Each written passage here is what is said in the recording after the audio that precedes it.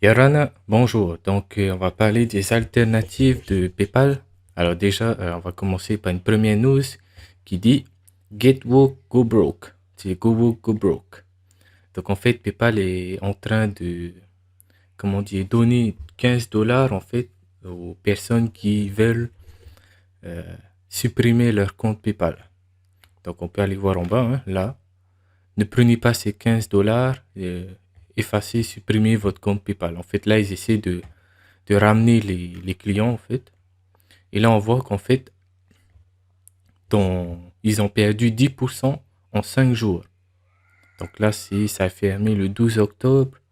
Donc ça doit faire depuis le 7 octobre jusqu'au 12 octobre. Ils ont perdu 10% et je pense que ça va continuer encore à descendre. Donc voilà pourquoi. Donc, d'après ce que j'ai vu, et à ce qui paraît, PayPal a perdu 6 milliards de dollars. Donc, c'est pas rien. Donc là, il y a beaucoup de personnes voilà, qui veulent plus retourner sur PayPal. Ils sont sortis de PayPal et ils ne reviendront probablement jamais. Donc, concernant les alternatives à PayPal, il y en a 10. Donc, je ne les ai pas essayées encore, mais je vais essayer après. Donc, à vous de voir, hein, vous pouvez tester et mettre un peu d'argent pour voir si ça marche. Un peu, hein. Peut-être, je sais pas moi, 10 dollars ou un truc comme ça. Bref, 10 alternatives de PayPal, c'est parti. Donc, premièrement, on a Gap. Donc, Gap Pay. Un réseau de paiement de personne à personne de la société de logiciels de liberté d'expression Gap. Voilà, Gap Pay. Ensuite, on a Glorify. Donc, Glorify, une application de style de vie financier résolument pro-américain, blablabla, qui offre des cartes de crédit, des services bancaires et des récompenses de fidélité. Bon, moi, je suis pas américain, donc je m'en fiche un peu des parties en Amérique. Mais voilà, vous pouvez essayer, hein, si ça marche. Donc ensuite, on a le traitement du deuxième amendement. En fait, ils appellent ça le SAP, ou le SAP, je crois. En anglais, ça donne Second Amendment Processing. Bon. Ensuite, on a Parallel Economy.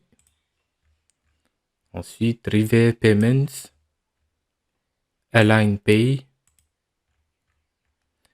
Privacy.com. Donc, privacy.com. BTC Pay Server, Exodus, CakePay. Voilà. Donc, je vais vous mettre peut-être le lien pour que vous regardez par vous-même, ça va aller plus vite.